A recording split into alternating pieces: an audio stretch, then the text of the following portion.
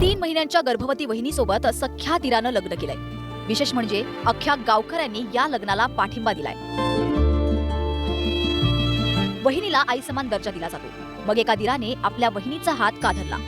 काय होती अशी मजबुरी की समाजाने या निर्णयाला पाठबळ दिलं? ही गोष्ट केवळ एका लग्नाची नाही, तर ही गोष्ट आहे उद्ध्वस्त होणाऱ्या 2 जीवांना सावरणाऱ्या एका निर्णयाची.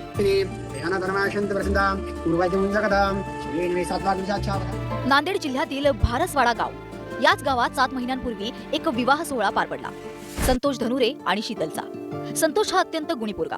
मच्छी विक्रीचा व्यवसाय करून संतोष आपल्या कुटुंबाचं पोट भरत होता. सगळं सुरळीत सुरू होतं. शीतल 3 महिन्यांची गरोदर होती, पण इतक्यातच नियतीने डाव टाकला. रस्त्याच्या कडेला मच्छी विकणाऱ्या संतोषचा अपघाती मृत्यू झाला. कालपर्यंतचा संसार सुखाचा वाटत होता, तो एका क्षणात उद्ध्वस्त होण्याच्या वाटेवर आला.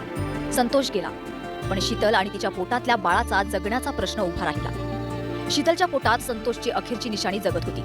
बापाला गमावलेल्या त्या निरागस बाळाला नाव कोण देणार? समाजात वावरताना त्या माऊलीला आधार कोण देणार? हाच प्रश्न अनेकांना पडला. नेमकं इथेच माणुसकी आणि संवेदनशीलतेचा कस लागला. गावातील सरपंच आणि गावकऱ्यांनी एक धाडसी प्रस्ताव मांडला. तो प्रस्ताव होता संतोषचा धाकटा भाऊ राजेश्वर याने शीतलला पत्नी म्हणून स्वीकारण्याचा.